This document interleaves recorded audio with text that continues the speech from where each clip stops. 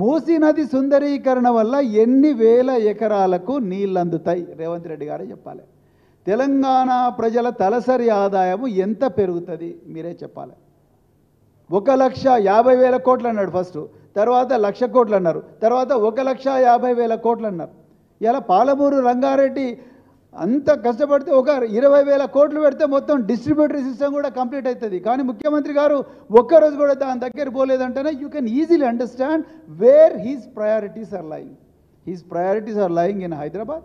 His priorities are lying on the right bank and left bank of the Musi River, which is totally occupied by so many people, so many land sharks.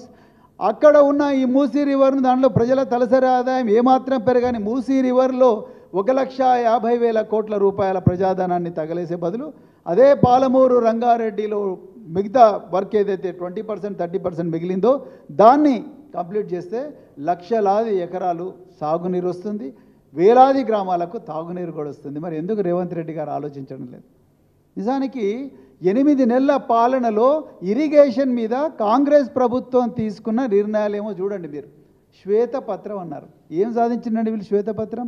Every country including America is taking loans for the develop. America has trillions of dollars of public debt. So every country is taking loans, every state is taking loans, and in what way Telangana is an exception? And Telangana loans are taken to improve the infrastructure, proper harvesting of the water from two rivers.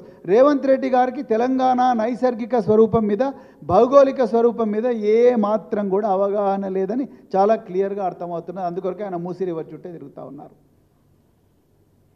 ఆనాడు శాతవాహనుల పాలన మీద ఇవాళ వీళ్ళు శ్వేతపత్రాలని విపరీతంగా చెప్పుకుంటున్నారు. ఆనాడు శాతవాహనుల పాలన మీద చాళుక్యులు, తూర్పు చాళుక్యులు ఎప్పుడన్నా శ్వేతపత్రాలు రిలీజ్ చేసిండ్రా? తూర్పు చాళుక్యుల పాలన మీద కాకతీయులు ఎప్పుడన్నా శ్వేతపత్రాలు రిలీజ్ చేసిండ్రా? కాకతీయుల పాలన మీద విజయనగర సామ్రాజ్యం ఎప్పుడన్నా శ్వేతపత్రాలు రిలీజ్ చేసిండ్రా? విజయనగర సామ్రాజ్యం పాలన మీద బహుమని సుల్తాన్లు ఎప్పుడన్నా చేసిండ్రా? బహుమని సుల్తాన్ల పాలన మీద ఆసఫ్ జాహీలు ఎప్పుడన్నా చేసిండ్రా? ఎందుకు టైం వెయిట్ చేస్తున్నారు రేవంత్ రెడ్డి గారు? మీరు నాకు అర్థం కావడం లేదు. 44,000 కోట్ల బడ్జెట్ నుంచి 22,000 కోట్ల బడ్జెట్ తీసుకొచ్చిండ్రు. మొన్న మా వర్కింగ్ ప్రెసిడెంట్ తెలంగాణ మాజీ మంత్రి కేటీఆర్ గారు మేడిగడ్డ బ్యారేజ్కి పోయారు. అవును, మేడిగడ్డ బ్యారేజ్ మీద కాంగ్రెస్ వాళ్ళు దుష్ప్రచారం చేసిండ్రు. మేడిగడ్డ బ్యారేజ్ బాగానే ఉందని ఒక ప్రజాప్రతినిధిగా, ఒక బాధ్యత గల ప్రజాప్రతినిధిగా, ఒక మాజీ మంత్రిగా ఆయన మేడిగడ్డ బ్యారేజ్కి వెళ్ళారు. అందరు ఎమ్మెల్యేలు, అందరూ ప్రజాస్వామ్యబద్ధంగా ఎన్నికైన ఎమ్మెల్యేలు, ఎమ్మెల్సీలు అందరు కలిసి వెళ్ళారు. వెళ్తే డ్రోను నడిపిండని చెప్పేసి మీరు కేసు పెట్టారు. మరి తెలంగాణలో ఎన్ని డ్రోన్లు నడుస్తలేవు? రోజు పెళ్ళిళ్ళలో డ్రోన్లే నడుస్తున్నాయి. ఎన్ని కేసులు పెడతారు మీరు? ఎందుకింత కుట్రపూరితంగా వ్యవహరిస్తున్నారు? ఇది ప్రజల పాలన, ప్రజల మీద ప్రతీకార పాలన. మీరే చెప్పాలి. రేవంత్ రెడ్డి గారు, ఉత్తమ్ కుమార్ రెడ్డి, జూపల్లి రామేశ్వరరావు గారు, జూపల్లి కృష్ణారావు గారు. సో ఈ విధంగా మీరు ప్రజల మీద, ప్రజాప్రతినిధుల మీద ప్రతీకారం తీర్చుకోవడానికే చేస్తున్నారు. ఇంకొకటి, ఇప్పుడు లిఫ్ట్ ఇరిగేషన్ అంటే పవర్ ప్రాజెక్ట్స్ కట్టాల్సిందే. మరి ఉత్తర తెలంగాణలోనే ఎన్టీపీసీ రామగుండ ఉన్నాయి. అదేవిధంగా ఉత్తర తెలంగాణలోనే పాల్వంచలో కేటీపీఎస్ ఉన్నది, మనుగురులో ఇంకొక పవర్ ప్రాజెక్ట్ ఉన్నది. దక్షిణ తెలంగాణకు పవర్ ప్రాజెక్ట్స్ లేవు. ఈ లిఫ్ట్ ఇరిగేషన్ స్కీమ్స్కు పవర్ కావాల్సి ఉంటుందని చెప్పేసి తెలంగాణలో మరి ముఖ్యమంత్రి కేసీఆర్ గారు, నాటి ముఖ్యమంత్రి కేసీఆర్ గారు ఎంతో దార్శనికతతోని 4,000 మెగావాట్ల డెఫిసిట్ ఉంటే దాన్ని 20,000 మెగావాట్స్ సర్ప్లస్ అదనపు విద్యుత్ శక్తి వచ్చే విధంగా దక్షిణ తెలంగాణకు యాదాద్రి పవర్ స్టేషన్ పెడితే దాని మీద కుళ్ళుతోని జస్టిస్ నరసింహారెడ్డి గారిని తీసుకొచ్చి ఆయన మీద కమిషన్ పెడతారు. అంటే మీరు ఏం ప్రూవ్ చేయాలనుకుంటున్నారు? అంటే ఎందుకు ఇంత కోపం మీకు? ఎందుకు తెలంగాణ ప్రజలంటే కోపం, తెలంగాణ రైతాంగం అంటే కోపం, తెలంగాణ విద్యార్థులంటే కోపం, తెలంగాణ అంటేనే కోపం? అంతా కూడా పక్కన ఆంధ్ర ఎట్లా చెప్తే అట్లా చేస్తున్నట్టుగా మరి తెలంగాణ ప్రజలకు మరి అనుమానం వస్తున్నది.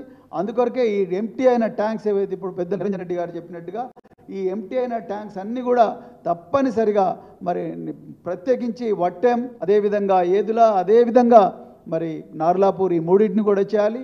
ఇవన్నీ కూడా ఆపరేషనల్ అని సెప్టెంబర్ 2023లోనే మరి ఆనాడు నాటి ముఖ్యమంత్రి కేసీఆర్ గారు సింగిరెడ్డి నిరంజన్ రెడ్డి గారు డెమాన్స్ట్రేట్ చేశారు. అందుకొరకు ఇప్పుడు మళ్ళీ కొత్తగా ఉత్తమ్ కుమార్ రెడ్డి గారు మళ్ళీ స్టేట్మెంట్లు ఇస్తున్నారు. ఇప్పుడు కాస్ట్ 30,000 కోట్లు అయింది, కానీ వైట్ ఎలిఫెంట్స్ అయిపోయినాయి. ఎట్లా అంటారండి white elephants?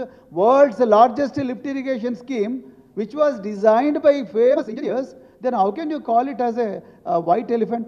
When public money, so much of public money has gone into that, when groundwater levels have increased beyond anybody's imagination, దాన్ని ఏ విధంగా మీరు వైట్ ఎలిఫెంట్ అంటారు? ఇప్పుడు లేటెస్ట్గా మరి తెలంగాణ నీటిపారుదల శాఖ మంత్రి గారు మరి ఏదో స్టేట్మెంట్ ఇచ్చారు, ఈ 2 ప్రాజెక్ట్స్ కూడా వైట్ ఎలిఫెంట్స్. అంటే మీరు సైలెంట్గా ఈ ప్రాజెక్టులను చంపేయాలనే ప్రయత్నం చేస్తున్నారా? ఆ కుట్ర చేసి మాత్రం తెలంగాణ ప్రజలు ఊరుకోరు. తెలంగాణ రైతాంగం మీకు కర్రు కాల్చి వాత పెడతారని కూడా ఈ సందర్భంగా హెచ్చరిస్తూ మరి మరొక్కసారి తెలంగాణ రైతులకు నిజాలు చెప్పే ప్రయత్నం చేసిన మరి సింగిరెడ్డి నిరంజన్ రెడ్డి గారికి మరొక్కసారి ధన్యవాదాలు చెప్తూ ముగిస్తున్నాను. Thank you very much. జై తెలంగాణ.